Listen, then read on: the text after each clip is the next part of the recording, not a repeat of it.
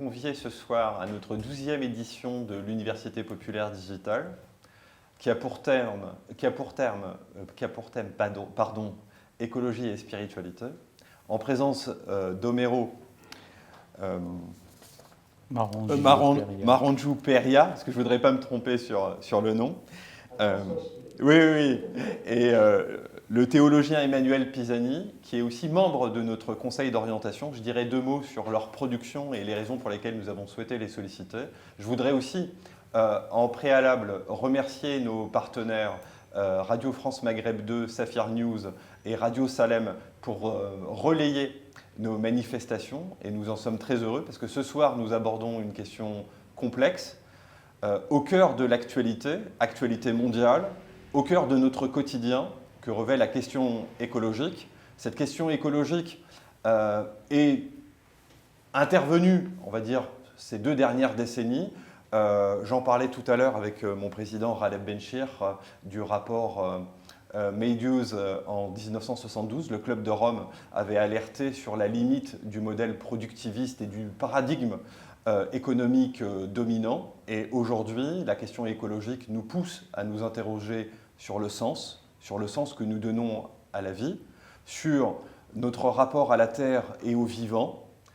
Et la question écologique nous pose la question du pourquoi. Et ce soir, on a l'occasion d'en discuter avec un chercheur en islamologie qui a publié un papier. Emmanuel Pisani a publié un papier « Écologie en islam et dialogue interreligieux » dans la revue Transversalité. Et notre ami Omero Marangiu Peria a publié un livre « L'islam et les animaux ». Récemment, Régis Debray avait publié un petit tract qui s'appelait « Le siècle vert », en s'interrogeant sur la construction d'une nouvelle idéologie séculière.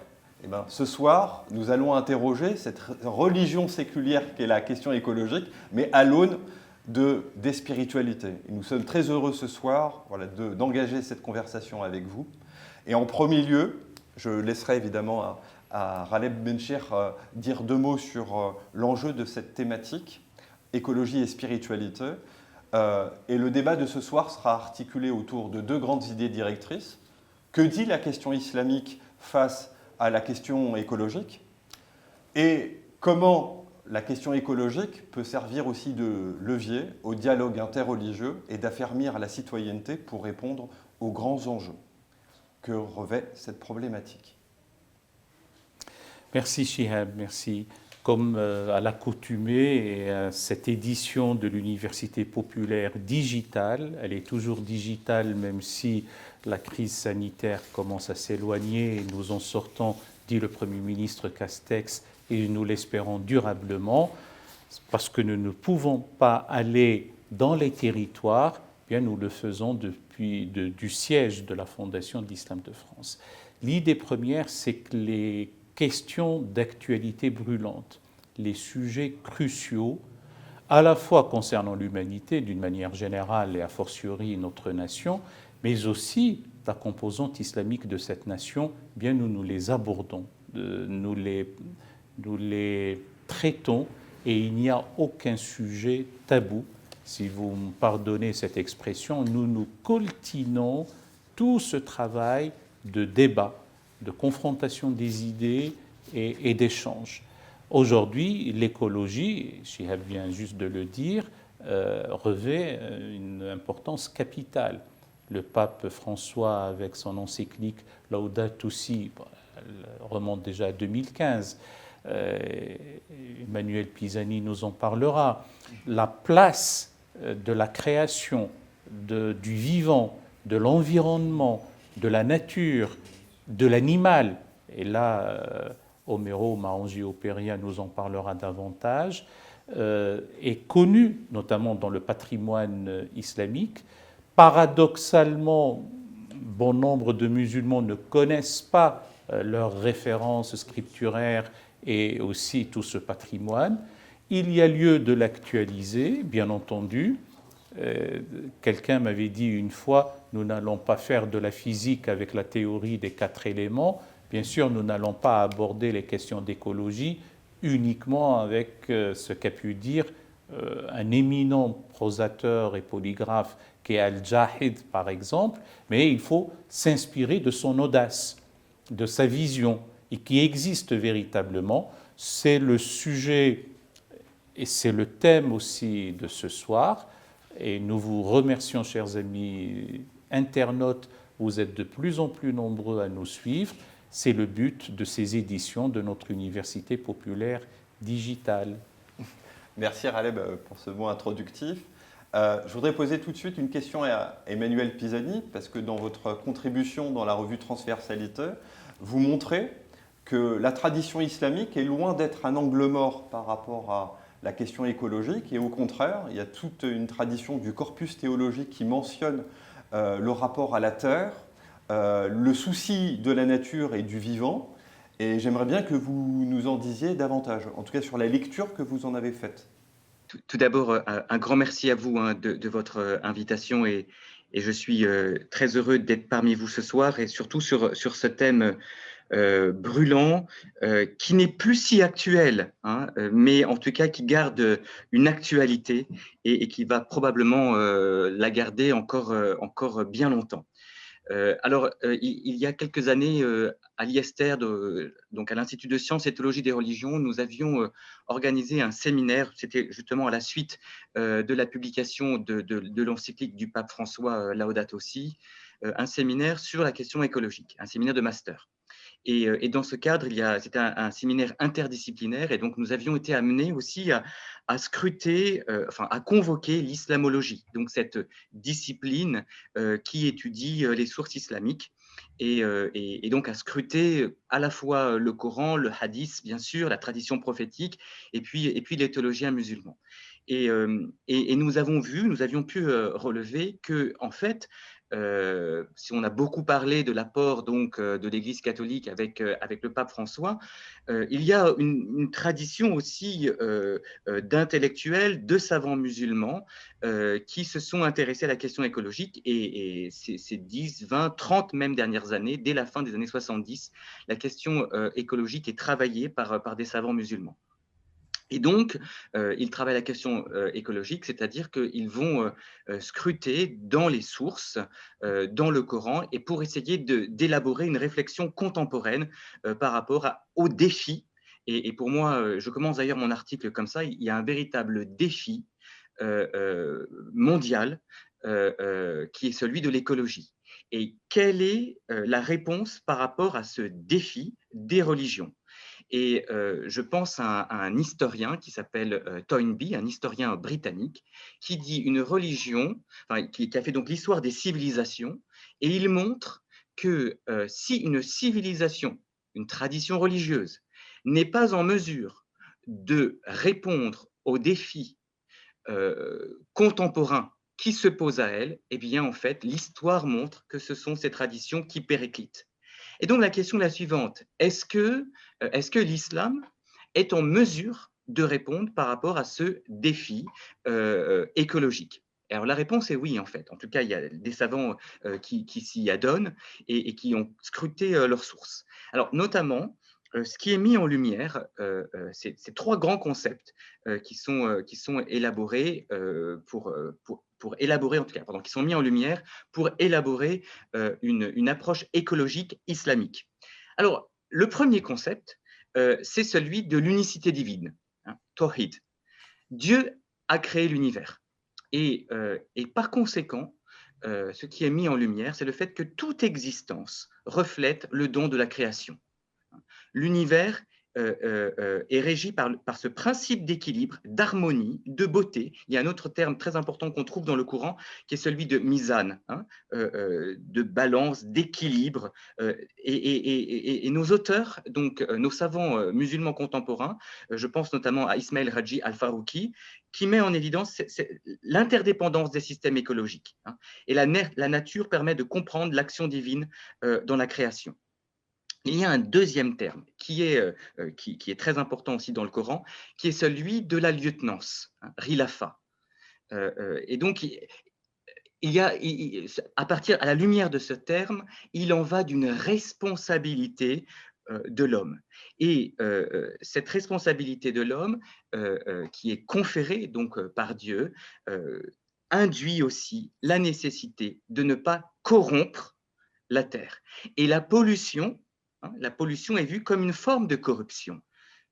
Et le Coran dit, je cite si vous me permettez, donc dans la 7e sourate au verset 56, ne commettez pas de méfaits sur la terre après qu'elle a été mise en ordre, mais invoquez-le avec crainte et désir dans vos cœurs, car la miséricorde de Dieu est toujours proche de ceux qui font le bien. Donc voilà, il y a un don accordé à l'homme, il y a un ordre de la nature, et il y a une responsabilité humaine, qui est affirmée dans le Coran, de ne pas créer de disharmonie, de désordre. Et il y a un penseur qui s'appelle Ali Shariati, qui va souligner, qui a vraiment une réflexion sur le lien entre l'écologie et la dimension islamique et spirituelle. Et puis, il y a un troisième terme aussi qui est employé, donc unicité divine, lieutenance, mais c'est aussi le terme de Ahira, c'est-à-dire de l'au-delà. C'est la dimension eschatologique. Souvenez-vous que la dimension eschatologique, elle est première dans l'ordre de la révélation. Lorsque le Coran est révélé au prophète Mohammed, eh bien, il y a un appel à une conversion parce que la fin des temps est proche. Et donc, les hommes seront tenus responsables de leurs actes. Et donc, c'est l'idée que les hommes seront tenus responsables de leurs actes dans l'au-delà vis-à-vis de la création, vis-à-vis de la nature. Et dans cette perspective, à la lumière notamment donc, du Coran, vous avez notamment un auteur comme Al-Farouki ou encore un autre qui s'appelle Manzour, qui dit, et c'est en ce sens qu'il élabore une éthique islamique, il est du devoir de chaque génération de laisser la terre dans un meilleur état aux générations à venir. Alors, je ne sais pas si vous voyez, je trouve que cette éthique est quand même très forte, très puissante, parce qu'aujourd'hui, ce qui se passe, c'est que les générations laissent la création dans un état moindre que celui qu'elles ont reçu des générations précédentes. Et l'éthique islamique invite au contraire à renverser cette logique. Merci beaucoup Emmanuel pour ces précisions. Et on le voit très bien, et c'est une question à poser à Homero, cette responsabilité éthique. Et puis comment vous voyez Homero, ce que vient de dire Emmanuel sur la place de la question de la protection de la terre dans le corpus théologique, et en même temps de faire un lien avec une question qui vous est chère, parce que suite à l'apparition de votre ouvrage « L'islam et les animaux », quel lien vous faites entre la protection des animaux, la cause entre guillemets animaliste et ce qu'en dit l'islam, avec cette grande responsabilité aujourd'hui éthique par rapport à la protection de la terre? Oui, merci Chiab. La question est vraiment très, très importante, voire cruciale aujourd'hui. Et le rôle du théologien est d'actualiser le sens pour aujourd'hui et pour demain, de donner des perspectives. Alors moi, j'essaye modestement de développer une lecture vectorielle du Coran, c'est-à-dire d'essayer de trouver quels sont les axes fondamentaux, vers quoi Dieu veut-il nous tirer finalement? Quel est l'horizon pour nous aujourd'hui et pour les nouvelles générations, pour demain? Et ce travail, si on ne le fait pas, on risque non seulement d'appauvrir la réflexion, mais d'aboutir à des contresens complets. L'un des contresens dans les actions des musulmans, ou une contradiction, c'est qu'il y a tout un discours sur la préservation. Donc c'est très ancré chez les musulmans, le discours sur la préservation. Il faut se préserver soi-même. Voilà, tulqu bi'aydikum ila tahluka, nous dit le texte coranique, ne vous poussez pas vous-même à la perdition. Donc il y a cette idée de préserver le corps car il ne nous appartient pas. Il y a l'idée de préserver l'environnement car il ne nous appartient pas. Il y a l'idée de donner de nos richesses parce qu'elles ne nous appartiennent pas. Mais concrètement, dans les actes, on voit qu'il existe un retard dans nombre de pays d'islam sur les questions environnementales, qui ne sont pas forcément liées au budget, hein. C'est pas uniquement une question d'argent ou de budget qui est dédié, c'est une question de comportement personnel et d'éducation individuelle. On peut avoir très peu de budget à l'échelle d'un État. Il n'empêche que si les individus jettent tout et n'importe quoi par terre, notamment des produits polluants, ça n'arrange pas nos affaires en matière de préservation de l'environnement. Et l'un des contresens, puisque vous évoquiez les animaux précédemment, l'un des contresens flagrants auxquels on assiste de manière récurrente chaque année, c'est la pratique de l'abattage d'animaux pour l'Aïd el-Kébir. Alors je sais que c'est un point très sensible parce que contrairement à la façon dont les premières générations de musulmans percevaient cet acte, c'est devenu un trait identitaire chez les musulmans, indépendamment de la situation personnelle de l'individu. Et cela amène à des endettements dans nombre de pays dans lesquels les musulmans pauvres, pour sauver la face devant les voisins, devant la famille, devant les amis, sont prêts à s'endetter et des banques même font des prêts pour acheter un animal et le sacrifier à l'occasion de l'Aïd.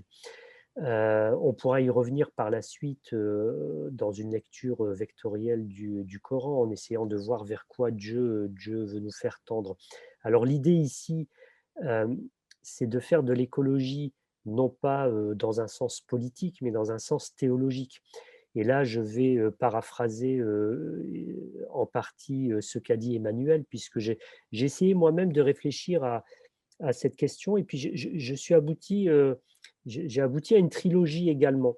Il y a un certain nombre de lignes de force qui traversent le Coran. Alors bien entendu, autour du Tawhid, l'idée que le monde est le reflet du divin, c'est un thème central de la spiritualité musulmane. Donc il y avait d'ailleurs tout un courant soufi végétarien qui considérait que ne pas porter atteinte au monde, ça allait jusqu'au fait de ne pas porter atteinte également aux animaux, de les préserver. Moi, ce que j'ai vu, c'est trois éléments qui sont dans une interaction forte dans le texte coranique. Il y a déjà le pacte primordial avec cette idée de amana. Dieu propose un dépôt qui est le dépôt de la foi, mais derrière le terme de foi, moi j'y vois une articulation très forte entre la liberté et la responsabilité. Et par liberté, il faut y voir ici la capacité d'action, la capacité à agir. Dieu a doté l'être humain d'une capacité à agir dans le monde qu'il n'a octroyée à aucun autre élément. Il a donné cette possibilité, mais les autres éléments créés ont refusé, car ils y ont vu une responsabilité qui les dépassait quelque part. L'être humain, lui, n'y a vu qu'une gratification. Mais bon, c'est un peu le propre de beaucoup d'individus. Ça, c'est un premier élément donc autour de cette notion de amana. Donc, Dieu propose le dépôt et l'être humain a accepté de prendre en charge ce dépôt. Le deuxième élément qui a été cité par Emmanuel précédemment, c'est celui de khilafa. Donc, l'humain est le calife de Dieu sur terre. Le terme est polysémique. On ne va pas en faire l'exégèse ce soir parce que ça serait un peu trop long. Mais dans cette idée, c'est bien celui qui vient à la suite. Mais Dieu reste un acteur majeur dans la perspective théologique musulmane. L'être humain est libre, mais il n'est pas libre de faire tout ce qu'il veut, tout d'abord, puisque Dieu reste quand même le big boss, si vous me permettez cette expression, et l'être humain aura des comptes à rendre. Et le troisième élément, sur lequel peut-être il y a eu la plus grande mésentente, ou en tout cas le plus grand problème interprétatif, c'est celui de tasrir, que l'on traduit par l'assujettissement. Et ça aboutit à une théologie hégémonique. C'est-à-dire qu'on pense l'être humain comme étant le sommet, pardon, comme étant le sommet d'une pyramide. Or, il faudrait plutôt envisager le tasrir comme une facilitation dans le cadre de la capacité à agir que Dieu a conférée à l'homme. De ce point de vue, cette facilitation, c'est quelque chose de redoutable, puisque Dieu facilite à l'être humain l'exploitation du monde. Mais en aucun cas, l'être humain n'est au-dessus des autres. Homero, vous venez d'aborder une question essentielle et ça me permet en même temps de rebondir et de poser une question à Raleb. Est-ce que l'islam, par rapport à la question et la cause animaliste, fait-elle figure d'exception? Est-ce qu'il y a une exception islamique, Raleb, par rapport à la cause animale, même si les travaux et notamment le récent ouvrage d'Homero montrent qu'il y a toute une réflexion théologique sur le respect profond de l'animal? Et Raleb, cette question de responsabilité éthique, le lien entre une conception théologique et puis en même temps le renouveau de la philosophie, Hans Jonas, sur le devoir de protection. Oui, quand j'ai entendu la question, est-ce que l'islam fait ou dit quelque chose, j'ai pensé tout de suite à la fameuse phrase de Tarek Obro, Monsieur Islam n'existe pas, et nous venons d'entendre déjà deux avis éminents et ô combien édifiants à la fois d'Emmanuel et d'Homero là-dessus. Et je pensais même à un troisième courant qui a une approche quaternaire ou en 4 points. Déjà pour l'écologie, je répondrai par la suite à la question et Homero le fera mieux que moi pour la place de l'animal dans la tradition religieuse islamique. Et ces 4 points sont les suivants. Il y a la notion du vivant. Et le vivant par excellence est Dieu et tout ce qui en découle déjà. Le deuxième point, effectivement, il y a la notion de fitra. C'est la nature que certains présentent comme étant la nature primordiale. Dans un premier point, on a le vivant, le hayyul qayyum, le vivant immuable ou subsistant par lui-même. Le deuxième point étant la nature et la nature primordiale. Le troisième point, il a été cité par Emmanuel, c'est al-mizan, une forme de balance, d'équilibre, d'harmonie. Et le quatrième point, effectivement, c'est le vicariat ou le khilafa. Je sais que Homero préfère l'administrateur ou l'intendant ou que le tenant-lieu ou le lieutenant ou le représentant, parce que le calife est celui qui vient après et à qui on a délégué en quelque sorte, il est le délégataire. Eh bien, les 4 points réunis donnent l'assise d'une réflexion théologico-philosophico-écologique dans les contextes islamiques, aussi bien à travers l'histoire que maintenant, sur lesquels on peut revenir. En revanche, la place de l'animal, au risque peut-être de déflorer le sujet que j'aurais pu laisser à Homero, nous sommes surpris de voir, et c'est paradoxal, le comportement de certains musulmans ou des musulmans, mais il ne faudrait jamais généraliser, alors que tout un patrimoine, tout un corpus sur le respect dû aux animaux est là. Donc c'est un comportement tout à fait distancié par rapport à ce qui se dit. J'aime simplement rappeler, on peut laisser les passages coraniques pour tout à l'heure, le fait que les animaux constituent des nations comme vous, c'est tout aussi important, la conscience animale.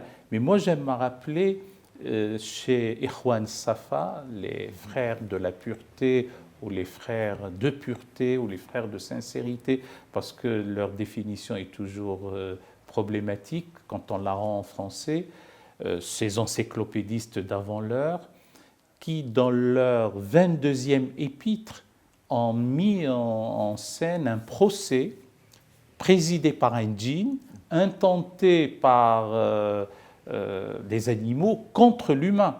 Et le procès, le verdict est sans appel. On peut poursuivre l'histoire, c'est simplement dire que le fait que déjà tenir compte de ce renversement de rôle pour l'époque et pour les frères de la pureté, c'est quelque chose d'important. Bon, l'humain s'en tirera en parlant de l'apanage, de la sainteté, etc. Mais il faut savoir que l'animal est le frère de l'homme de par sa proximité.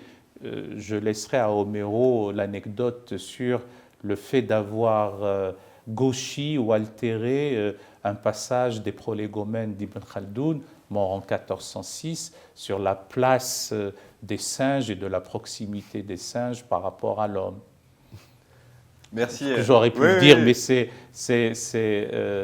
Homero qui le fera mieux que moi. Je te remercie, Ralef, parce que les précisions que tu as apportées sont aussi, certaines d'entre elles, mentionnées dans votre livre collectif Homero, parce que vous dites, vous faites référence aussi à Jahiz dans votre livre, où vous dites qu'il voyait les animaux sachant qu'ils avaient un langage inné. Vous mentionnez aussi frères les animaux. Et vous montrez aussi que dans l'approche eschatologique de l'islam, il y a une solidarité retrouvée, un vivre ensemble restauré entre l'homme et l'animal à l'approche de la fin des temps. Donc, en même temps, vous allez à rebours, et c'est ce que vous dites, Homero, de l'idée dominante, en fait, que l'islam a une extériorité par rapport à son rapport à l'animal, alors que c'est l'inverse, en écoutant d'une part Raleb, et puis vous, avec l'apparition de cet ouvrage. Il y a un point de départ dans le Coran, qui est la non-interdiction de consommer la chair de l'animal dans le cadre d'une survie, d'une économie, de ce que j'appelle moi une économie de subsistance. C'est-à-dire qu'il y a un dilemme qu'il faut résoudre. Les plantes sont prédatrices pour d'autres plantes, parfois pour des animaux. Les animaux sont prédateurs les uns vis-à-vis des autres. Les humains sont prédateurs également.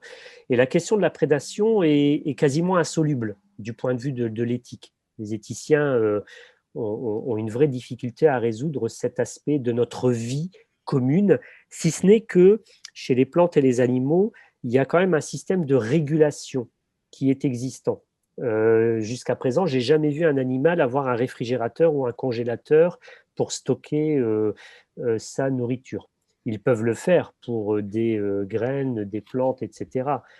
Certains animaux qui se nourrissent de ces graines ou de ces plantes. Mais pour les animaux carnivores, on ne les voit pas stocker la nourriture à tout bout de champ. L'être humain a un comportement de prédation différent. Donc, c'est vraiment ce point de départ qui est extrêmement important parce qu'aujourd'hui, on lit nos textes alors que nous vivons dans des économies de surabondance et de surconsommation. Donc ça, c'est le texte coranique donne une autorisation, et d'ailleurs, il évoque la chasse. Le texte coranique, quand il parle de la prédation vis-à-vis de l'animal, il parle des chiens de chasse que nous employons pour aller à la chasse et pour trouver des animaux que l'on puisse consommer. Et d'ailleurs, il y a une anecdote dans la tradition prophétique, c'est celle de, si je ne me trompe pas, ça devait être Hakim ibn Hizam qui avait posé une question au prophète parce qu'il partait la nuit chasser et parfois il récupérait son animal le lendemain midi, le temps de le trouver.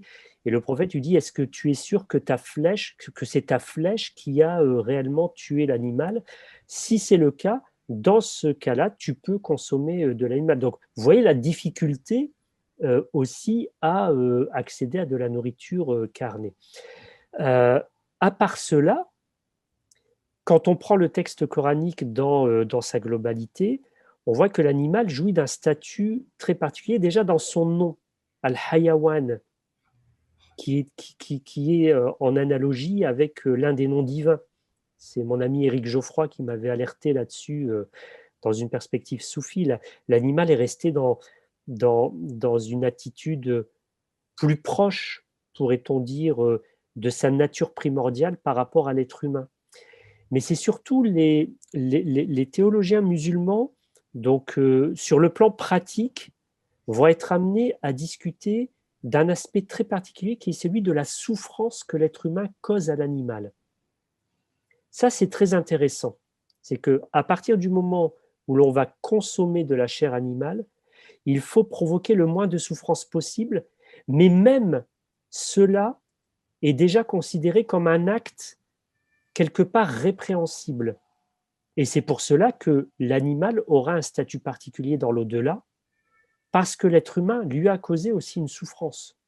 Donc vous voyez, on est loin, très très loin de ce que les musulmans disent aujourd'hui des animaux.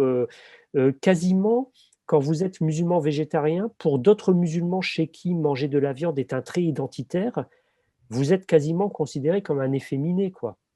Et on est complètement dans du délire chez certains musulmans. Heureusement, ce n'est pas la majorité. Mais je ne voudrais pas monopoliser la parole, je pourrais m'attarder un peu plus dessus par la suite. Merci Homero, parce qu'on voulait faire un focus sur la question animale, parce qu'elle est en lien avec le monde des vivants et la question écologique, ça nous semblait important. Emmanuel, par rapport à ce qu'a dit Homero, comment aussi voyez-vous l'état de la production intellectuelle en islam sur la question écologique? Et aussi, vous le mentionnez aussi dans la contribution dans la revue Transversalité, l'engagement aussi de certaines associations musulmanes cultuelles dans la lutte contre le climat à l'échelle du globe. Et je pense que c'est aussi important de souligner la place que revêt l'islam dans l'arène internationale sur la gouvernance du climat. Juste, si je peux me permettre, Chieb, juste un mot sur la question de l'animal. Parce que de fait, hein, aujourd'hui, on voit bien que les sources islamiques attribuent une réelle dignité aussi à l'animal. Il y a une dignité de l'animal. Et finalement, quand on voit les traités de jurisprudence islamique, de fiqh, et l'importance, les centaines de pages qui sont accordées sur la question de l'abattage, qui est une question avec une réelle acuité aujourd'hui, hein, et débattue. Mais moi, je crois qu'avec des cas, toute une casuistique, une complexité, une subtilité des situations, mais il me semble que tout ce travail de réflexion des juristes musulmans, précisément, s'inscrit et témoigne aussi de la dignité de l'animal. Et donc, les situations qui sont évoquées ont pour vocation, ont pour finalité d'éviter la souffrance de l'animal, en respect précisément de la dignité qui lui est due. Et dans les traités de jurisprudence, au fond, le maître de la vie, le maître de la mort, ce n'est pas l'homme, c'est Dieu. Et donc, quand l'homme tue un animal, comment se situe-t-il par rapport à Dieu? Et les savants musulmans diront, au fond, Dieu lui permet, c'est une permission, mais c'est une permission avec des conditions, et grosso modo, il y en a deux. La première, c'est la défense. En cas d'attaque d'un animal, et dans le désert, il peut y avoir des animaux sauvages dangereux. Hein, à l'époque, évidemment, dans la péninsule arabique, évidemment, c'est une situation connue. Donc, par rapport à la défense vis-à-vis de l'animal, et deuxièmement, une permission par rapport à la nutrition. Mais alors, là, évidemment, le débat est posé, c'est qu'aujourd'hui, on peut très bien s'alimenter sans avoir à tuer un animal. Et Homero parlait donc aussi de ce courant, de ces courants soufis au sein du monde musulman, donc végétarien, hein, voire peut-être même végétalien.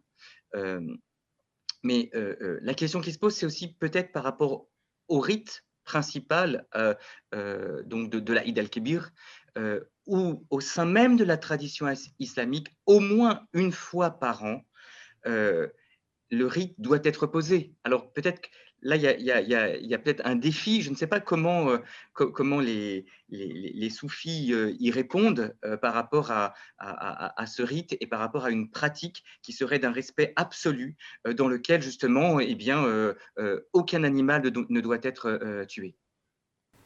Alors, à ce sujet, peut-être Raleb un mot sur la question des rites. Parce que Homero a abordé, je crois, dans son livre où il soulignait qu'il y avait une interrogation sur la fête du sacrifice, sur les échos que peut susciter évidemment la question du rite et les interrogations qu'il pose dans notre société par rapport au débat que nous avons sur le respect des animaux. Là, je vais être on ne peut plus court. À ma connaissance, et je le dis sous le contrôle d'Homero et d'Emmanuel qui savent mieux que moi, le sacrifice d'un animal, en dehors d'ailleurs du pèlerinage, n'est pas une prescription religieuse absolue. Et puis pour le pèlerinage et dans une histoire, dans un contexte de survie, d'une économie de subsistance, et il fallait que les pèlerins puissent avoir de quoi se sustenter quand ils venaient de loin. Donc à la sortie du pèlerinage, on leur offrait la possibilité de pouvoir se nourrir. Et en plus, ce n'est pas uniquement un ovin. Dans la tradition, il est dit que ça aurait pu être un ovin, un bovin, un caprin ou un camelin.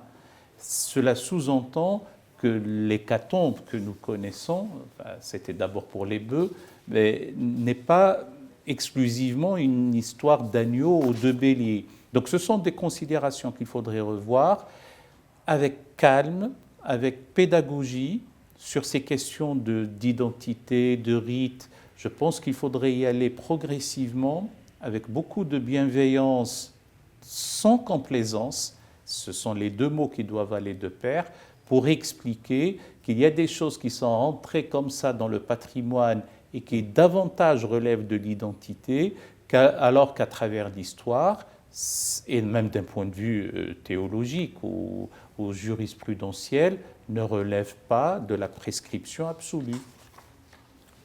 Merci Raleb. Emmanuel et Homero, si cela ne vous dérange point de revenir aussi à la question écologique, parce qu'on a fait un petit détour via la question animale et on voit que toutes ces questions sont liées, parce que la question écologique, elle est globale, elle touche évidemment tous les secteurs de la vie. Et à ce propos, Emmanuel, comment voyez-vous l'état de la production intellectuelle et puis en même temps des actions très concrètes dans le monde islamique par rapport à la question écologique? Parce que vous en faites mention d'ailleurs dans votre contribution. Absolument, Chieb. Bon, la question écologique, elle est liée inévitablement à la question climatique, avec le désert qui avance, des forêts qui sont détruites, la montée des océans, etc. Et cette question climatique, elle n'est pas sans lien avec le problème des énergies fossiles.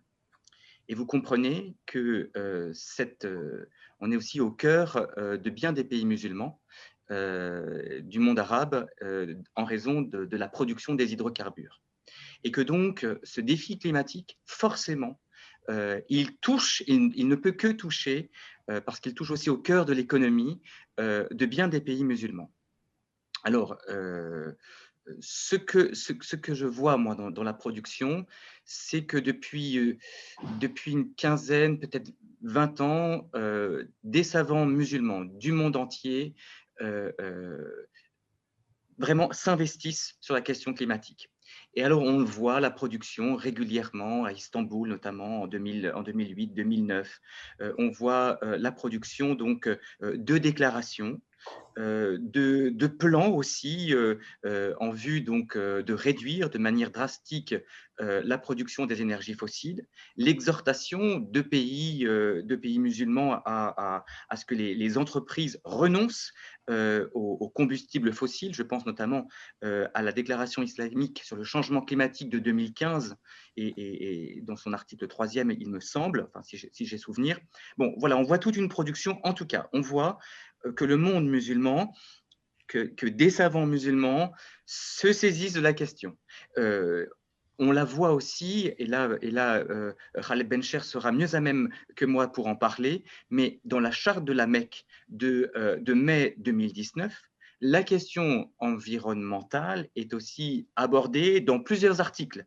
Elle revient d'ailleurs donc de fait à plusieurs reprises. Voilà, que vous dire si ce n'est que c'est l'indice d'une prise de conscience.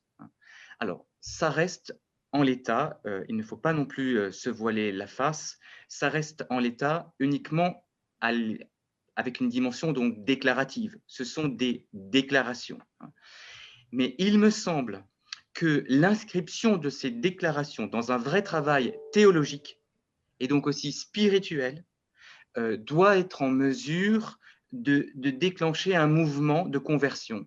Et ce mouvement de conversion qui peut être prêché aussi donc par les dignitaires, les savants, les imams musulmans, de manière à relayer ces déclarations et à leur donner à leur donner chair aussi dans la vie quotidienne, puisque la question du climatique, c'est pas seulement, ne se joue pas seulement au niveau d'un État. Bien sûr que les États ont leurs responsabilités, mais elle se joue aussi à une dimension micro, c'est-à-dire aussi à une dimension de l'individu, et elle renvoie donc par conséquent à la conscience et au mode de vie de chacun.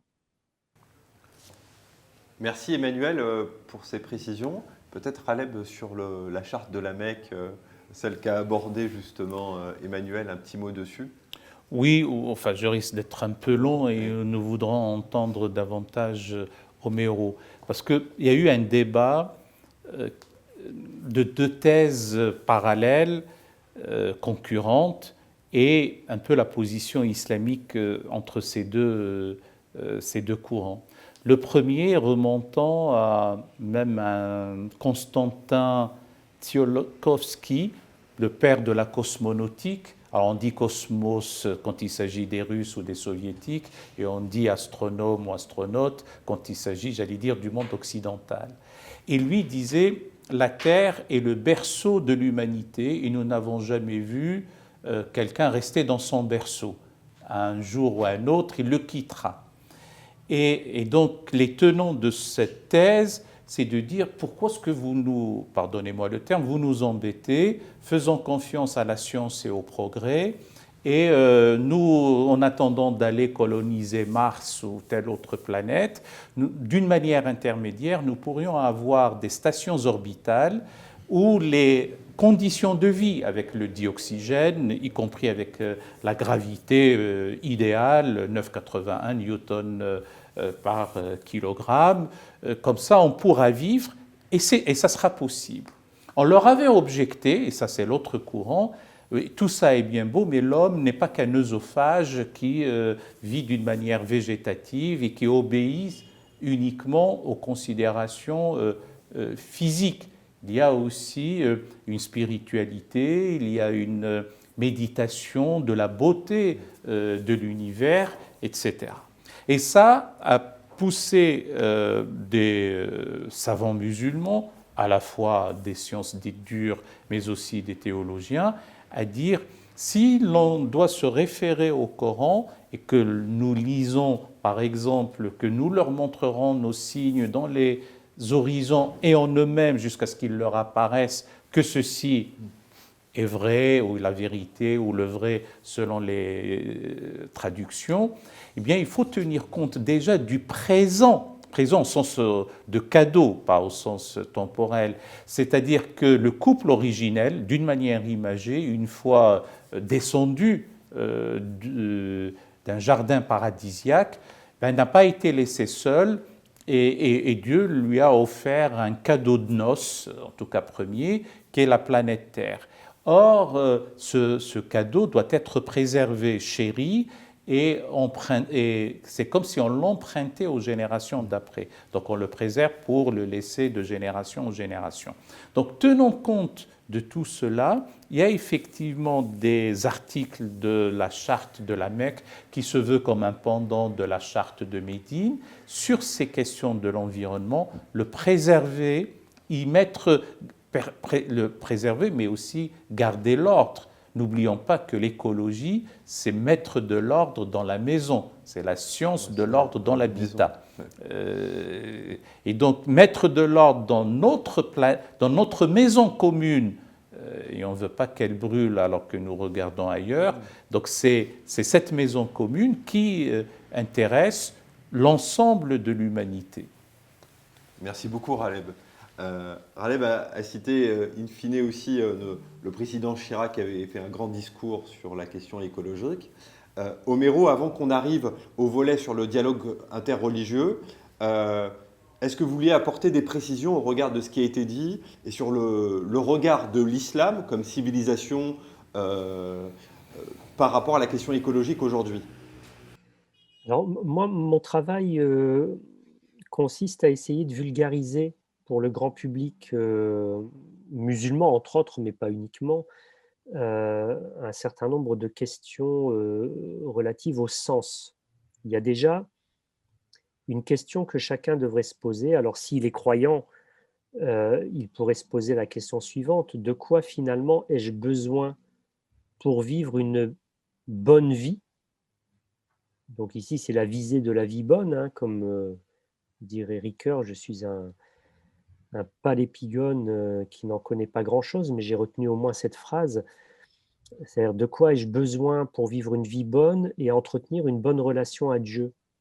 Je n'ai pas besoin d'avoir 40 costumes avec 40 chaussures assorties, 40 chaussettes, 40 pulls, etc. Je n'ai pas besoin de vivre une vie outrancière ou de consommer à outrance. Ça, c'est un premier aspect et chacun doit apporter sa propre réponse. Je n'apporterai pas la même réponse si j'habite à Paris et si j'habite au fin fond de la campagne du Larzac ou si j'habite dans un pays d'Afrique subsaharienne ou australe. La deuxième chose, c'est que je pense qu'il faut reprendre, renouer avec certaines habitudes, notamment les habitudes alimentaires des générations qui nous ont précédés. Ici, au-delà de la question du végétarisme ou de véganisme, etc., à minima, les anciens étaient flexitariens, c'est-à-dire qu'ils exploitaient la terre d'une façon raisonnée et la consommation de produits animaux était très, très raisonnée également. Et il y avait un rapport à la terre qui était beaucoup plus sain. Et je pense qu'il faut, pour nous aujourd'hui, il faut casser nos habitudes et remettre du sacré dans nos vies, qu'il soit religieux ou pas. C'est-à-dire remettre du sacré, c'est-à-dire remettre une forme de respect inconditionnel pour le monde qui nous abrite. Et ça passe par déjà une réflexion sur ses modes de consommation, sur son alimentation, sur la pollution. C'est-à-dire, on peut faire aujourd'hui des exercices très simples hein, sur des applications pour mesurer son impact carbone, etc. Et c'est un début de réflexion. C'est un début de réflexion qui nous permet les uns et les autres d'aller de l'avant. Et comme le disait très bien Emmanuel en début d'intervention, c'est aussi une réflexion sur ce que l'on va léguer pour les générations futures. Et je suis plutôt optimiste parce que il y a quand même beaucoup d'initiatives aujourd'hui qui émanent de citoyens et il y a beaucoup de collaborations, quels que soient les ancrages religieux ou pas religieux. Moi, je suis plutôt dans une perspective de dialogue interconvictionnel que purement interreligieux aujourd'hui. Et je vois beaucoup de gens, au-delà d'ancrage religieux, qui remettent aussi du sacré dans leur propre vie. Et ça, c'est très, très encourageant. Alors, Homero, par rapport à cette question du sacré, une question pour Emmanuel. L'écho qu'a eu le discours du pape François, notamment à travers son encyclique papale Laudato Si, qui a eu un écho universel. Et si je ne me trompe pas, c'est que cette encyclique papale s'est inscrite aussi dans l'héritage post-Vatican II, conciliaire, où il s'est aussi inspiré de nombreuses traditions musulmanes. Et d'ailleurs, je crois que vous soulignez, Emmanuel, qu'il a fait référence à un maître soufi dans la rédaction de cette encyclique. Oui. Vous savez, la nature, et d'ailleurs peut-être le livre de la Genèse, quand il invite à dominer la nature, il faut bien voir que la nature est souvent apparue comme dangereuse pour l'homme. Et donc l'homme devait se protéger de la nature, se protéger des tempêtes, se protéger du feu, du soleil, etc. Et donc la nature, voilà, il y a un rapport aussi un peu de dominant-dominé. Et ce que dit l'encyclique, et en cela d'ailleurs, vous avez raison, Chieb, ça s'inscrit aussi dans la continuité du Concile Vatican II, donc des années 70. C'est que cette époque, hein, où il a fallu apprendre à dominer la nature, elle est résolue. Hein. Et aujourd'hui, il ne s'agit plus de soumettre la terre, hein, comme selon le mot de la Genèse. Hein. Mais maintenant, le défi pour l'homme, c'est d'apprendre à dominer sa domination. Voyez, à dominer sa domination. Et ça, c'est un apprentissage, c'est se mettre il y a une mise en école d'une certaine manière qui demande du courage, qui demande de l'intrépidité, hein, et donc de renouveler donc ce rapport à la nature, hein, qui n'est plus notre ennemi en fait. On ne va plus en guerre contre la nature, hein, comme on a été hier. Voilà. Mais bon, il y a quelque chose de nouveau donc il y a un réajustement. Il faut bien voir qu'aussi on est dans l'esprit de Descartes, des Lumières, hein, donc d'une concurrence finalement entre la culture et la nature. Voilà. Donc je crois qu'on est arrivé dans cette ère de la réconciliation et même dans cette ère où l'homme prend conscience du devoir de protéger. Et les sources islamiques révèlent cela. Hein, les sources islamiques révèlent cela. Et les traditions religieuses, par leur sagesse séculaire, millénaire, projettent aussi, témoignent aussi de ce regard positif sur la création, sur toute chose créée. Et notamment parce qu'il y a aussi une trace du Créateur dans toute chose créée. C'est ce qu'on appelle le panenthéisme, que je distingue du panthéisme. Le panthéisme, ce serait donc toute chose est Dieu. Hein. La nature est divine. Le panenthéisme, c'est pas ça. C'est de dire que Dieu est dans toute chose, qu'il y a une trace du divin dans toute chose. Et ce qui implique pour l'homme ce regard contemplatif et de scruter dans toute réalité créée, dans l'animal, mais aussi effectivement dans la plante, le végétal, de scruter des traces, Saint Augustin dirait des vestiges, hein, de Dieu. Voilà. Et donc, effectivement, ce que dit l'encyclique Laudato Si', alors vous dites qu'elle a eu une résonance universelle, déjà ce qui est étonnant, en principe une encyclique, elle s'adresse aux évêques de l'Église catholique. Eh bien, le pape François, dans cette encyclique, ne s'adresse pas aux évêques, mais il s'adresse à tout homme de bonne volonté. C'est peut-être pour ça aussi, d'ailleurs, qu'elle a eu cette résonance. Et parce qu'il s'adresse à tout homme de bonne volonté, il ne s'adresse pas non plus aux catholiques, pas uniquement aux chrétiens. Et dans cette encyclique, on va avoir un langage, il y a cette volonté d'avoir un langage qui parle à tout homme. Il ne parle pas le langage de la tribu, justement pour permettre une très large diffusion de ce qui est enseigné. Et là aussi, vous l'avez dit, il mobilise aussi des auteurs, des penseurs, des spirituels, des mystiques, d'autres traditions religieuses. Et ça aussi, c'est assez neuf, hein, pour une encyclique. En général, on mobilise saint Thomas d'Aquin, Bonaventure, Augustin, mais là, effectivement, il mobilise notamment un penseur, un mystique, je crois, du XIVe siècle, qui est Ali al-Hawass, et qui montre dans son enseignement qu'il y a une empreinte de Dieu dans le créé. Et il fait résonner le texte du mystique soufi avec aussi saint François d'Assise au XIIIe siècle et son cantique de la création. Merci beaucoup Emmanuel. Alors une question pour Raleb, après je poserai une question à Homero. Raleb, quelle a été la réception de l'encyclique du pape François dans le monde islamique? Est-ce que les autorités religieuses islamiques se sont appropriées? Est-ce qu'il y a eu une traduction à destination du monde arabe et d'une partie ou des confins du monde islamique? Oui, la réception a été formidable. D'abord parce que l'encyclique ne s'adressait pas, pour une fois, si je puis dire, uniquement aux évêques et à l'Église, mais aussi à tous les hommes de bonne volonté. N'oublions pas que dans notre pays, Laurent Fabius, alors ministre des Affaires étrangères, s'en était réjoui parce que c'était l'année où la France allait accueillir la COP 21. Le président de la République de l'époque, François Hollande aussi, et même Ségolène Royal ont réagi favorablement, ont écrit et se sont entretenus avec le Saint-Père.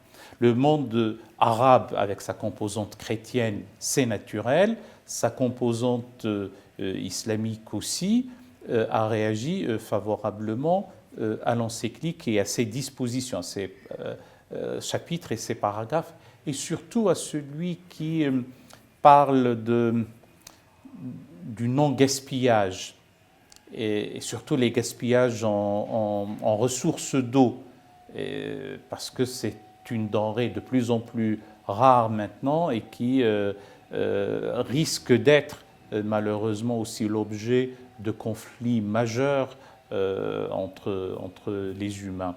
Et cela a entré en résonance, j'aime à rappeler cette notion à la fois d'humilité pour dominer la domination, chère à Emmanuel et à juste raison. J'aime à rappeler l'anecdote du sage Amadou Mpateba, le grand sage africain, qui disait à un de ses disciples ne marche pas avec arrogance, tu as sous ton pied là les trois règnes réunis, le règne minéral, le règne animal et le règne végétal. Parce qu'il y avait sur un bout de caillou une brindille d'herbe et une fourmi. Cela renvoie d'ailleurs au verset coranique 38 de la sourate 17, la sourate de la chevauchée nocturne, où il est dit « Ne foule pas la terre avec arrogance, tu ne vas pas la fendre et tu ne vas pas te hisser au sommet des montagnes. » C'est que l'homme est arrogant et suffisant. Et donc c'est un travail d'abord sur soi de se retenir, d'être dans l'économie, dans la sobriété heureuse, cher à Pierre Rabhi. Donc il n'y a pas lieu de dilapider. C'est-à-dire cette frénésie doit être contenue par un travail sur soi. Et donc les résonances avec les dispositions de l'encyclique et avec l'enseignement coranique et aussi prophétique, par rapport à l'eau par exemple, quand il s'agit de faire des ablutions, il ne s'agit pas de déverser plus que ce qu'il en faut, ne serait-ce que pour sa propre toilette et aussi pour ses ablutions afin de se préparer à la prière. Les analogies sont là, les résonances, l'entrée en résonance de l'encyclique avec cette vision résolument écologique et de respect de l'environnement sont là pour ouvrir, féconder encore des sujets du dialogue interreligieux et entre les hommes et les femmes de bonne volonté. Merci Raleb. Et on le voit, nos amis, le débat avance à grands pas. Nous allons bientôt prendre des questions des internautes. J'avais juste une question à poser à Homero avant de prendre ces questions. Vous avez évoqué, Homero, la question du dialogue interconvictionnel et dans l'encyclique du pape François, il met aussi l'accent sur ce dialogue pour poser les jalons d'une action commune globalisée sur la question écologique. Et je voulais avoir votre retour sur cette problématique-là. Est-ce que ce dialogue interconvictionnel, il est essentiel pour dynamiser aussi le débat sur la question écologique ? Ça nous permet de travailler à deux niveaux, en fait. Le croyant s'inscrit dans sa vie dans une perspective transcendantale, c'est-à-dire sa vie est vouée à Dieu. Et il développe une éthique du témoignage. Il témoigne de sa foi dans ce qu'il est, dans ce qu'il vit, dans ce qu'il pratique, dans son attitude au quotidien, dans les différents aspects de sa vie. Donc c'est important pour le croyant de pouvoir témoigner de cette foi auprès des autres êtres humains. Après, nous vivons dans des sociétés plurielles. Le temps où on pouvait passer sa vie sans jamais croiser quelqu'un ayant une foi, une conviction différente, je pense il est révolu pour une bonne partie des habitants de la planète. Donc nous sommes confrontés à de nouveaux défis. C'est de construire une société dans laquelle nous allons interagir en paix et collaborer les uns avec les autres pour un monde meilleur. Et là, il faut que l'on puisse s'entendre. Alors moi, j'emploie souvent l'expression de construire l'universel partagé. Je suis pas mal intervenu dans les cercles islamo-chrétiens autour de cette thématique. Et je pense qu'on doit se mettre d'accord les uns et les autres sur un socle de valeurs fondamentales qu'on s'interdit de transgresser. Alors pour le croyant, elles seront rapportées à sa foi. Pour le non-croyant, il peut développer sa propre spiritualité. Le fait de ne pas s'ancrer dans une religion particulière ou le fait de ne pas avoir de perspective religieuse à proprement parler n'empêche pas un individu d'avoir une spiritualité qui lui est propre, sauf à estimer que quelqu'un qui n'a pas de religion n'a pas d'esprit. Ce serait une prétention absolument incroyable. Et je pense que cette époque des hégémonies religieuses doit également être définitivement révolue. Donc c'est cet aspect de collaboration ici qui va être très important. Par collaboration, pour moi, cette collaboration est directement issue du principe de solidarité. Être solidaire, c'est penser que l'on ne peut pas vivre sans les autres. C'est-à-dire nous sommes tous les éléments d'un tout. Et ça doit nous amener aussi à revoir certains aspects de nos traditions religieuses. Par exemple, le principe de justice sociale par rapport à celui de charité. Vous voyez, c'est tout un ensemble de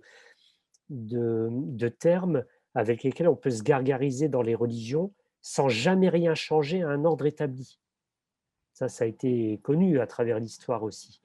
Et moi, j'accorde beaucoup d'importance à cela, à revoir aussi certains aspects du vocabulaire que l'on emploie dans nos traditions religieuses, pour pouvoir justement construire cette société qui soit meilleure. Merci Homero. Alors il nous reste un peu moins d'une demi-heure, donc c'est le moment de prendre les questions. J'ai la première, peut-être qui s'adresse à Emmanuel, Léa.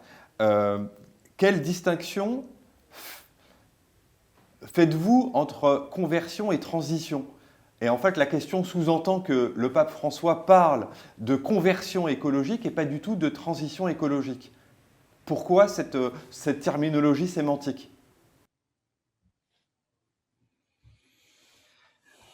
Oui,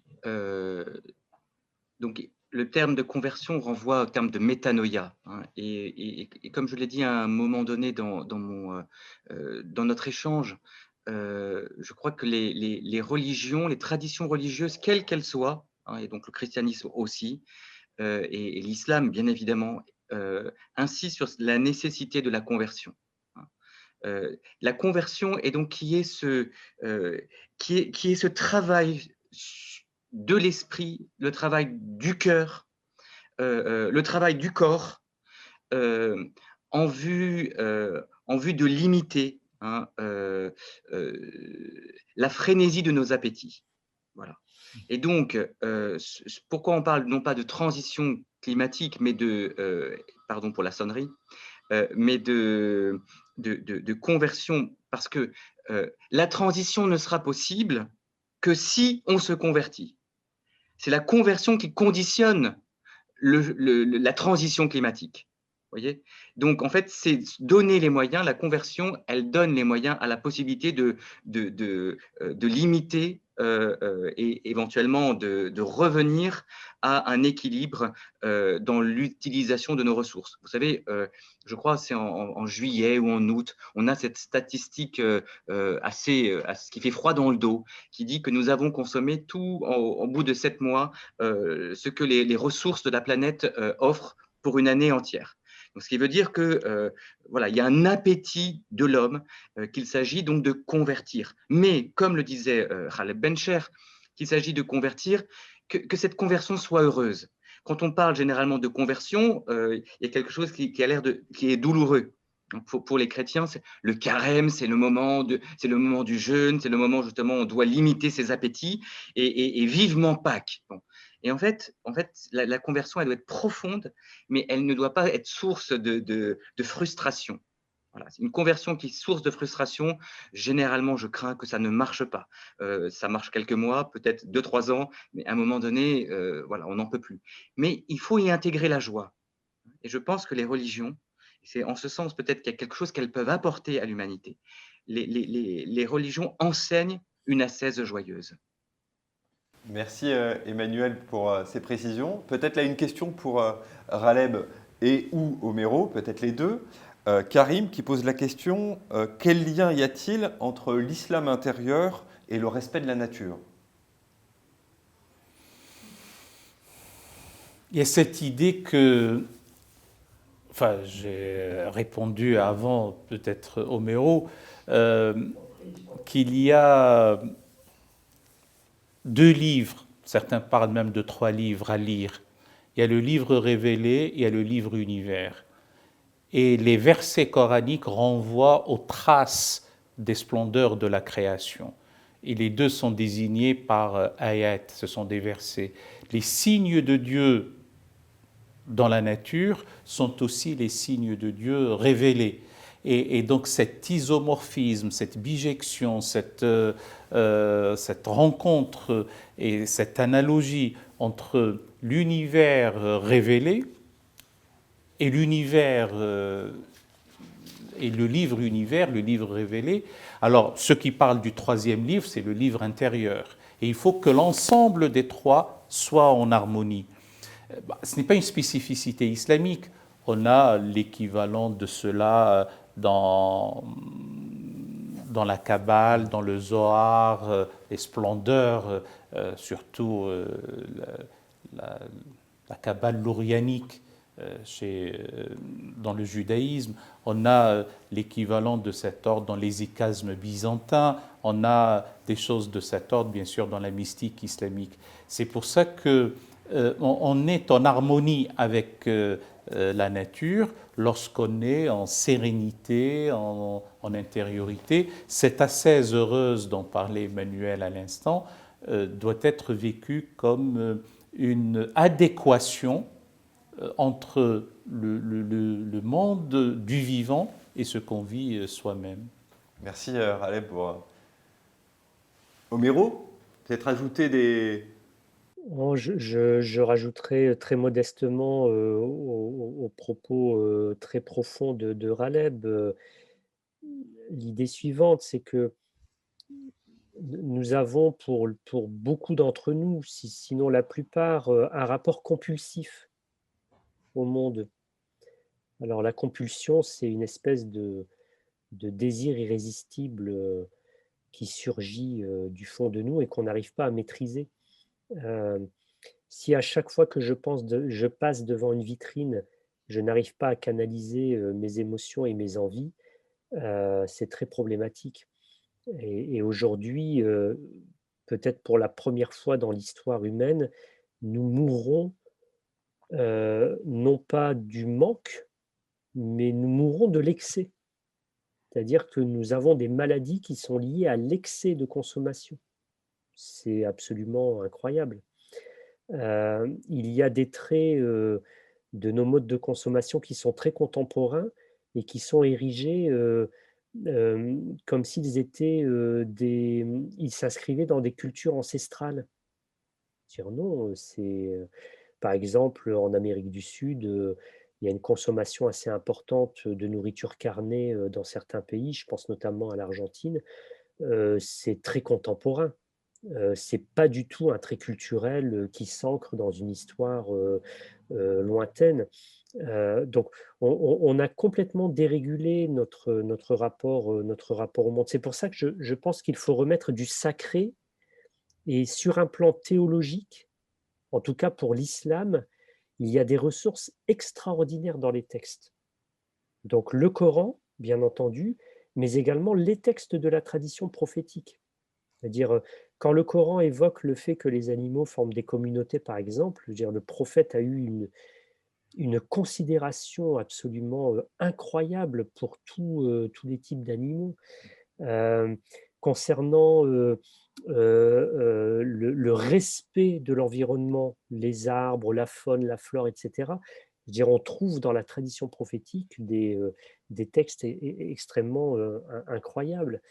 Donc là, la question qui se pose, c'est pourquoi aujourd'hui nous n'arrivons pas à faire perdurer une tradition théologique, c'est-à-dire à renouveler, à réactualiser le sens que l'on va donner à nos textes pour proposer au monde.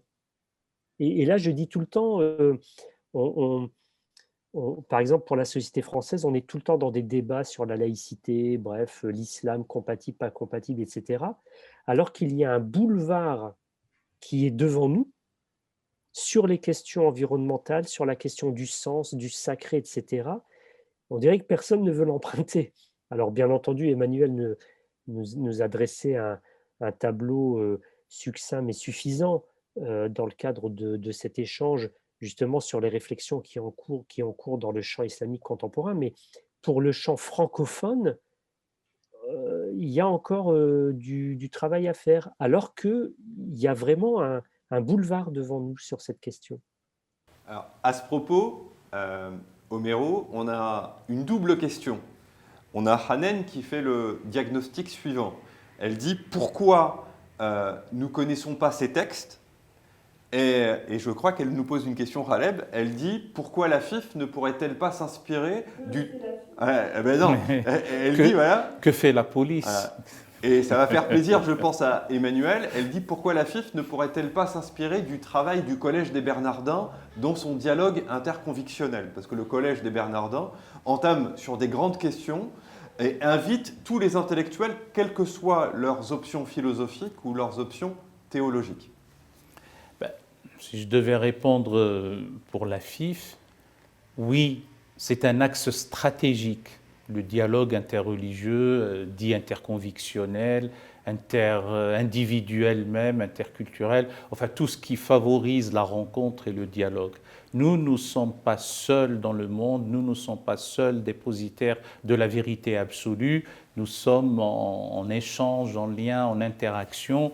Nous dialoguons au sein de la famille abrahamique, judéo-islamo-chrétienne, même au-delà, nous dialoguons ensemble dans le monothéisme, avec nos amis bahaïs, avec les traditions dites d'Extrême-Orient. Nous dialoguons avec nos compatriotes, quels qu'ils soient. Notre main est tendue pour l'échange et le dialogue. C'est une nécessité vitale, c'est un besoin impérieux.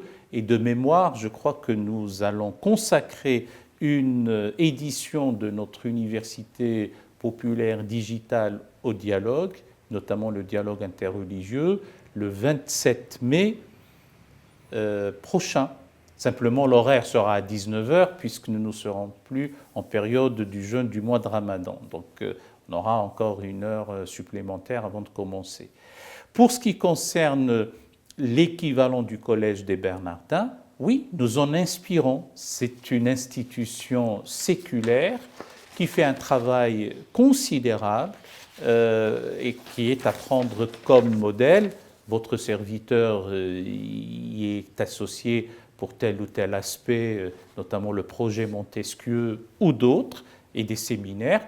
Quand nous aurons à la fois le temps et davantage de moyens, quand la crise sanitaire sera derrière nous, et puis nous grandirons, et cher Hanan, vous-même allez être sollicité puisque toutes les bonnes volontés seront les bienvenues, ainsi que la Société des Amis de la Fondation de l'Islam de France pour s'impliquer afin que nous grandissions et que nous ayons une institution équivalente à celle du Collège des Bernardins. Et là, tous les thèmes seront traités et il y aura une émulation fraternelle, intellectuelle et spirituelle avec nos amis du Collège des Bernardins pour faire le même travail. Et puis je finis en disant, je rêve d'avoir parmi les musulmans des des spécialistes à la fois de l'évangile, de la christologie, ou même des biblistes, j'ai eu l'occasion de le dire la dernière fois, ou des sémitisants du judaïsme, comme nous avons maintenant Emmanuel, qui est un islamologue de compétences et de talent. Merci Raleb. On a plusieurs questions.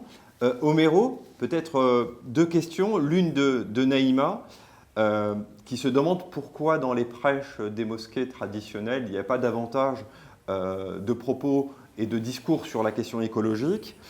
Et aussi une question de Ahmed qui pose la spécificité du cheval dans la tradition islamique.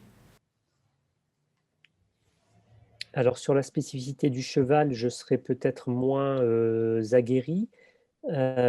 Sur la question des prêches, il y a plusieurs problèmes qui se posent dans les prêches qui ont cours dans les mosquées. C'est que bien souvent, on laisse parler le texte comme si, du moins, on cite le texte comme s'il était évident et il parlait de soi-même. Donc on va évoquer, j'ai déjà assisté à des prêches où la question environnementale est évoquée à travers la notion d'importance. Donc c'est important de respecter le monde. Oui, d'accord. Dieu nous a dit ceci, d'accord. Le prophète accordait beaucoup d'importance à ne pas gaspiller de l'eau, d'accord. Mais ça ne suffit pas pour construire une pensée. C'est-à-dire qu'à un moment, quand on veut aborder une question aussi importante, il faut oser proposer des pistes de réflexion concrètes. Tout à l'heure, nous avons évoqué la question de l'Aïd. Emmanuel rappelait à juste titre que dans la tradition juridique musulmane, donc au moins une fois par an, il faut faire ce sacrifice. Or, les textes ne disent pas cela. Ça, c'est une construction juridique, c'est une construction normative qui est devenue par la suite un trait identitaire. Est-ce qu'on peut en débattre entre musulmans? Quand on commence à aborder la question, si l'imam vous dit, parce que j'ai déjà entendu ce type de prêche où on va citer une espèce de hadith selon lequel le jour du jugement, on passera le pont, vous savez, le fameux pont au-dessus de l'enfer qui conduit au paradis, sur la monture que l'on a égorgée. Donc j'imagine les gens qui arrivent sur un mouton au-dessus du pont pour arriver au paradis. Si on reste à ce niveau de réflexion et à ce niveau d'utilisation des textes, en culpabilisant le musulman qui ne fait pas un sacrifice, on ne va pas s'en sortir. Donc, il y a une dimension intellectuelle, il y a une dimension dans l'utilisation des textes, et je pense qu'il y a beaucoup de poltronnerie, et j'utilise ce terme non pas dans un sens péjoratif, mais c'est toujours la crainte de dépasser certaines limites. Et Raleb connaît très bien ces clôtures dogmatiques. On ne veut pas changer une espèce d'ordre établi. Or, aujourd'hui, il y a une urgence. Il y a une urgence de relire et de réinterpréter les textes. On ne peut pas résoudre les défis d'aujourd'hui en restant dans les paradigmes anciens. Ce n'est pas possible. Donc, il faut oser. Et moi, je fais un modeste travail avec d'autres pour oser d'autres pistes de réflexion. Merci Homero. Une question pour Emmanuel. Marc pose la question suivante. Existe-t-il une spécificité de l'écologie islamique? C'est une question que je trouve très pertinente. Alors déjà, définissons le sujet, une écologie islamique. Donc l'écologie, on voit, c'est le discours sur la nature, sur la création. Est-ce que donc dans cette question, est-ce qu'il y a une manière particulière donc d'aborder le monde créé en vue d'en assurer sa protection? En tout cas, on peut le sous-entendre. Voilà. Est-ce qu'il y a une spécificité de l'islam à penser la question écologique? Je crois que justement, ce que nous dit le dialogue interreligieux, c'est que les traditions religieuses, à partir de leurs sources, sont autant de ressources différentes pour aborder le défi de l'écologie. Et donc, et c'est pour ça que le dialogue interreligieux sur la question de l'écologie est nécessaire, parce que ce que chacun va pouvoir, le regard que chacun porte sur la réalité de la création, à partir d'une théologie de la création, sur la question environnementale, à partir donc de ces différentes sources, diffère. En fait, nous ne disons pas la même chose selon l'angle avec lequel nous approchons la question écologique, que ce soit les chrétiens, que ce soit les hindous, que ce soit les musulmans. Mais au sein même de l'islam d'ailleurs, la question de l'écologie, la question de l'animal diffère selon les différents courants. À plusieurs reprises, on a dit que les soufis ont un regard particulier sur la question de l'animal et qui diffère peut-être de ce que disent les Hanbalites, les Hanafites, les Malikites, etc. Donc, la question de l'écologie, en fait, une spécificité islamique, en fait, oui, bien sûr, parce que chaque courant aborde les questions de manière particulière. Et ce qui est intéressant, c'est de s'écouter, hein, et de voir comment ce que l'autre peut dire, ce que l'autre dit, pardon, peut créer une saine émulation, peut permettre aussi à modifier mon regard sur la question environnementale et éventuellement à construire une éthique. Alors, non pas une éthique universelle, je n'y crois pas vraiment, mais en tout cas, à partir de ma tradition, à construire une éthique plus profonde qu'elle ne l'aurait été si je n'avais pas discuté avec d'autres traditions religieuses et si je n'avais pas entendu le regard particulier, singulier, que les autres traditions portent sur la question écologique et environnementale. Merci Emmanuel. Homero, on a une question de Karim Alaoui sur y a-t-il un lien entre soufisme et véganisme? Donc est-ce qu'il y a un lien entre la tradition mystique et en même temps les habitudes alimentaires contemporaines? Ah, ça dépend. Moi, je connais des soufis qui aiment bien les tagines, pruneaux, olives et une bonne viande. Non, plus sérieusement, oui, forcément, car le cheminement spirituel, de manière générale, amène tout un ensemble de questions. Il y a un adage en langue arabe qui dit la chose suivante, Hasanatul abrar sayyiatul muqarrabin. Donc les bonnes actions des gens vertueux sont des péchés pour les proches de Dieu. Donc chacun voit à son niveau les questions qu'il doit résoudre. Mais dans tous les cas, l'abstinence, c'est-à-dire le fait de renoncer à un certain nombre de choses de ce bas monde, donc de nos ancrages matériels, fait partie du cheminement soufi. De ce point de vue, la question alimentaire, aujourd'hui, elle est encore plus cruciale que ce qu'elle n'était auparavant.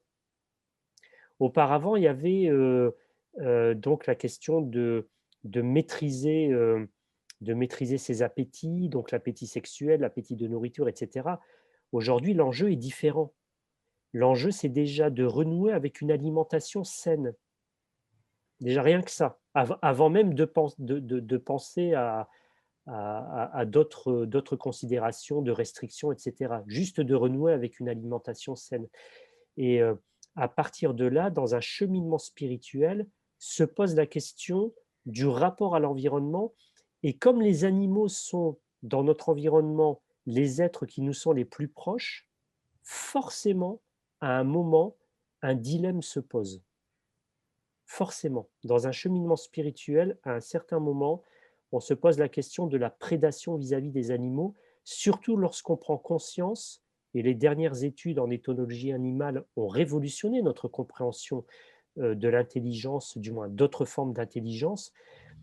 À un certain moment, on entre aussi dans une forme de dialogue avec les animaux. Alors, ce n'est pas un dialogue dans un langage humain, mais il y a une communication qui s'établit et se pose la question de cette forme de prédation.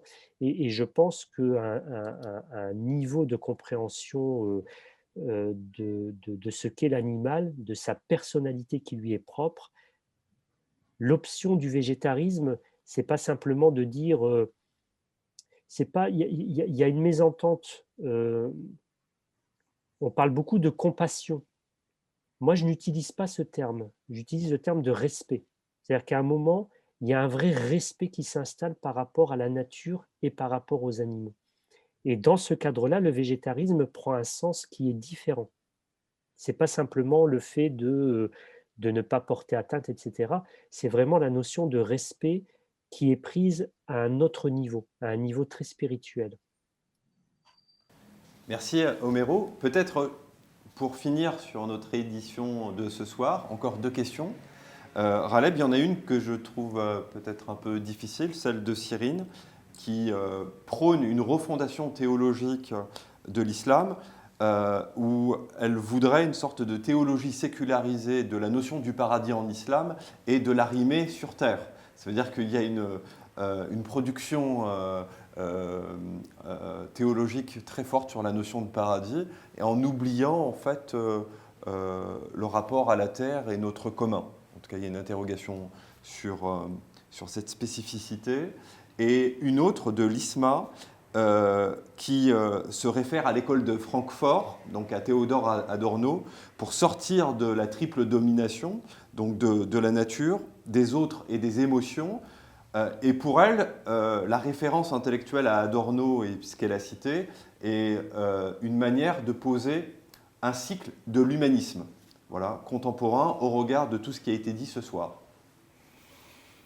Bien, pour ce qui concerne la refondation théologique ou la refondation de la pensée théologique dans les contextes islamiques et en islam, c'est important, nous ne cessons de le dire, et d'ailleurs nous préférons, et je préfère plutôt parler de refondation de la pensée, de renouvellement de la pensée, que de parler de réforme, que les choses soient claires là-dessus.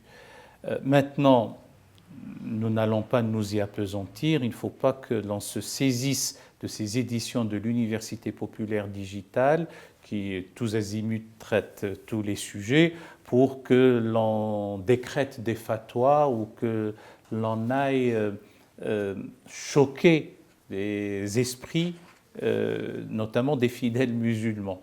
Mais il faudrait aussi leur dire calmement que les descriptions allégoriques du paradis, de l'enfer, sont assurément à revoir à l'aune de nos compréhensions du XXIe siècle. Il ne faut pas les prendre au pied de la lettre de ce qui a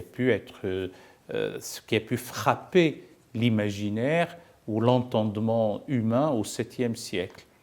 Je dis souvent que si le Coran était révélé du temps de Jérôme Bosch, ben nous aurions eu sûrement des descriptions du paradis conformes à son triptyque, ou le jour du jugement dernier conforme au polyptyque de Roger van der Weyden.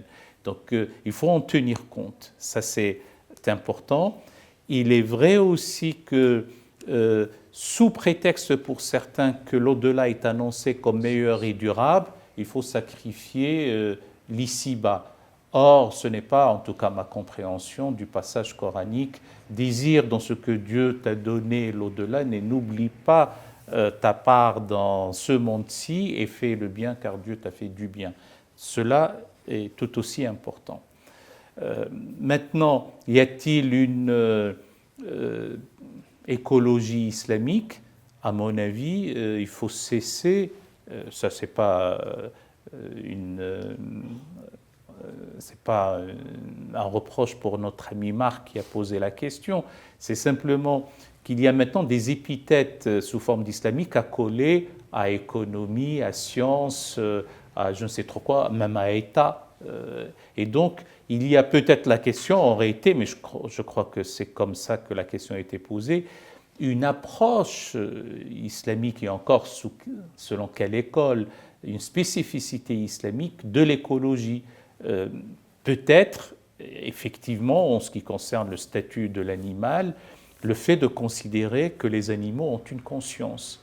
N'oublions pas que dans la tradition religieuse islamique et même d'un point de vue coranique, Dieu révèle à l'abeille, Dieu révèle aux abeilles la manière de faire du miel, et le terme utilisé, le verbe utilisé, c'est le même que celui de la révélation. Awha, yuhi. Donc ça dénote, ça montre l'importance de la conscience animale et partant de son statut, voire de son statut juridique. Ça me paraît être important. Le reste, tout est soumis à débat, tout est soumis à réflexion. Et ah oui, la question de l'humanisme, en 2 mots. Oui. L'humanisme, c'est tout aussi important parce que qu'est-ce que cet humanisme soit théocentré pour les croyants, centré en Dieu, ou anthropocentré pour ceux qui ne sont pas croyants, l'important c'est le souci de l'homme, c'est la préoccupation de la personne humaine, c'est la sollicitude et la prise en compte de l'intérêt d'autrui, donc assumer les héritages des peuples dans un humanisme qui tienne compte effectivement de ceux qui sont chassés injustement de leur demeure, à cause des conflits, à cause des guerres, à cause des sinistres climatiques, et à cause de l'injustice. C'est ça l'humanisme auquel nous aspirons. Merci Raleb. Ça aurait pu faire une forme de conclusion, mais Homero, on a une dernière question pour vous ce soir. On a Rahma qui pose une question sur la notion de miséricorde, de Rahma vis-à-vis des animaux. Et elle-même s'appelle Rahma. Alors, j'ai cru comprendre qu'elle s'appelait comme ça. Non, je crois que c'est moi. Raleb. Non, mais c'est pas... La notion... Non, il n'y avait pas de... Il n'y a pas de nom. Voilà, exactement. Merci Raleb pour ce retour. Donc la question porte sur la notion de miséricorde vis-à-vis des animaux. Oui. Est-ce que l'islam mentionne la miséricorde pour les animaux? Oui. D'accord.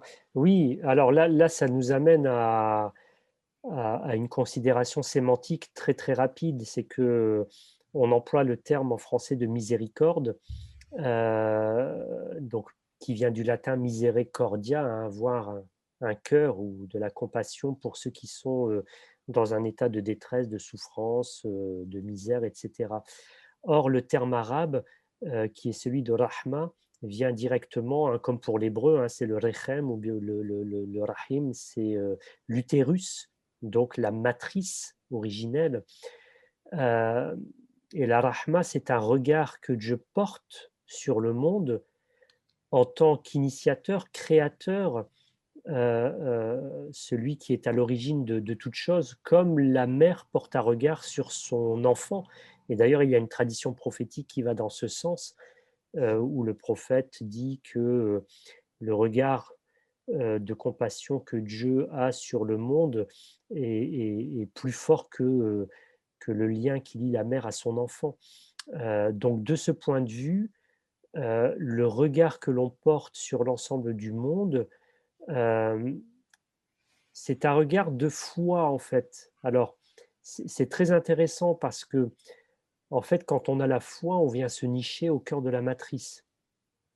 C'est-à-dire qu'on vient se réfugier dans le sein divin, S-E-I-N, si je puis employer ce terme, ou dans cette matrice divine, comme on vient se blottir sous l'aile divine, sous la protection de Dieu, sous sa compassion, etc.